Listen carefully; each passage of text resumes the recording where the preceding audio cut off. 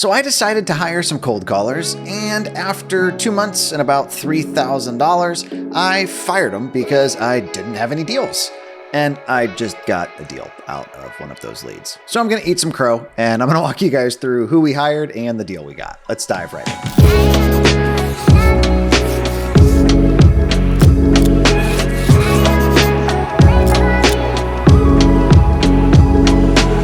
I feel like if I'm going to talk about cold calling, I do have to address the elephant in the room, and that's that there are laws and rules and regulations that have to be followed in order to do any sort of telemarketing. Most investors ignore or skirt it, and they're like, maybe I won't get caught. Well, that's not my strategy. My focus has always been legal, ethical, and scalable marketing. So if we were going to do any cold calling, I wanted it to be done legally, like down to a T. So I wasn't going to call anybody who was on the do not call list.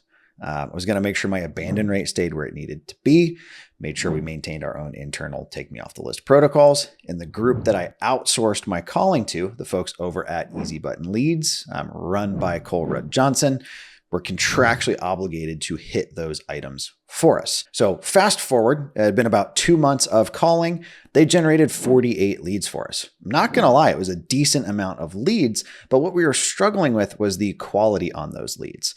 So according to Cole and other folks I know in the cold calling space, they'll tell you it's something like 40 to 50 leads to get a deal, which is quite a bit higher than what I'm used to seeing.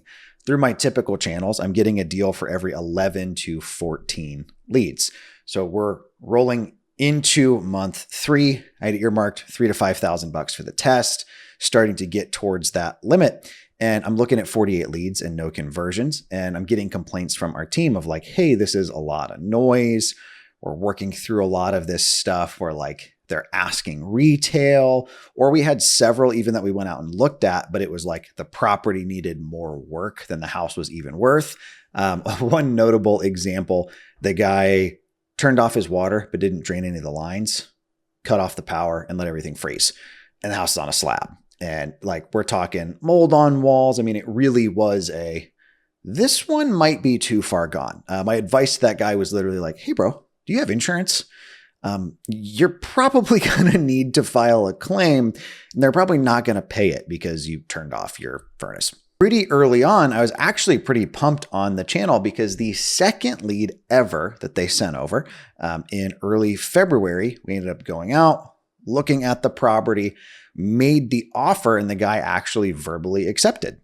I sent him our dot loop, like our E sign, and didn't get it back. Interestingly enough, the lead they sent over was actually on a different property that that gentleman owned, but in talking to him, he actually didn't really want to sell that one. He wanted to sell this other one in order to have enough cash to finish the main one that they'd contacted him on that he was working on. Now, I like this deal for several reasons. One, it's only like 2 to 3 minutes away from my little sister's house.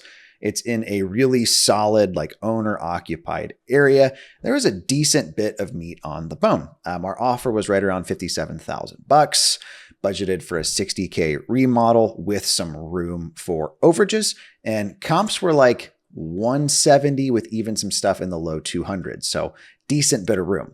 One rule that I typically have is I want my purchase price versus repair ratio. I want most of my money to go to the purchase and less to go to the remodel. That feels less risky. So this is kind of inverse on that, but there's enough upside on it. And it's an area that I like enough that, yeah, I'm going to go ahead and take this one on. So high level, just kind of reading some notes here on my scope. We're doing all new windows, HVAC, driveway, new bathroom, kitchen, paint, flooring, siding, and a roof. So not a small remodel by any means. It is a relatively small house, but it's going to be a very nice starter home when we're done with this place. So here's why I'm shooting this and kind of eating some crow. I can eat crow in the name of a good cause. One, yesterday, I reached out to them and I was like, hey guys, I don't think this is working. We'll keep working our leads and see if something pans out. And then later that same day, we ended up getting this place under contract. Now, interestingly, it required a ton of chase on our end, which is kind of similar to the experience I had with cold calling all the way back in 2017. It was a lot of chasing folks. It was almost like the entire time we were trying to like pin down the lead and follow up with them. And you're really having to be like persistent to get those across the finish line. which is probably why it's more like 1 in 40 or 50 versus 1 in the 11 to 14 that I'm used to. I personally followed up with this guy. I was the one that made the offer. I got the verbal acceptance something like 40 plus days ago. I've touched base with this guy personally 36 plus times. I'd called, I'd texted, I'd emailed. I sent him a picture of another house I bought actually on a Monday. And then I called him on a Thursday and he took my call that day and just acted like, we hadn't agreed to something and I hadn't been trying to get him on the phone for weeks. Now, instead of getting like in my feelings about that with him, I was totally opposite. I was like, hey man, everything okay? He was like, yeah, I just this going on at the property. I was like, I don't know, checking in on you. Like, it's been weeks since I've heard from you. Is everything all right? And then we got into what was going on with the situation. And it was effectively like, man, it sucks that I have to sell this project to finish these others. And I was just honest. I was like, dude, I have made some massive mistakes. Comically, one of the first deals I'd ever done really wasn't that far from the property I'm buying. Made a lot of mistakes. And I actually paid home investors to buy the place for me. I had to bring like $7 or $8 grand to closing. So I shared that story with him. And he was like, you know what, man, let's get this thing done. Sent him over the contract while we were on the phone and he completed it while we were on the call. So does cold calling work? In this instance, yeah, we ended up getting this deal done.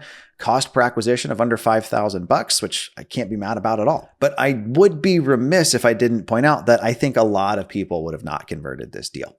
A lot of real estate investors don't want to do any follow-up, let alone call, text, email, communicate with what was effectively a silent brick wall for 2 months. I don't think this applies just to cold calling. I think it very much applies to direct mail, SEO, pay per lead, any of this stuff.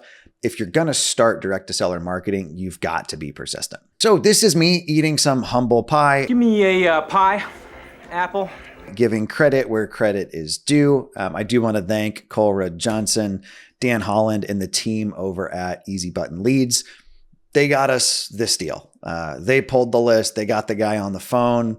The ROI is pretty healthy. I don't have an affiliate link or anything for you guys.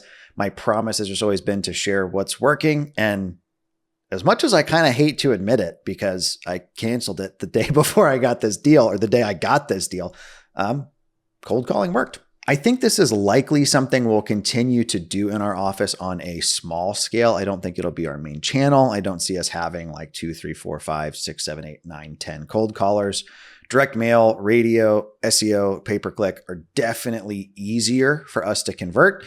And they're how we've got most of our deals. So we're going to continue doubling down on that. But I think I'd be kind of silly to shut off a channel that's converting at a cost per acquisition of like pretty decently under 5K. What do you think? Thank you guys for taking the time to hang out with me today. I'm just sharing with you guys what we're experiencing in real time in the real estate market. If you haven't already, be sure to like and subscribe. Again, my name is Ryan Dossey. Hope you're having a blessed day.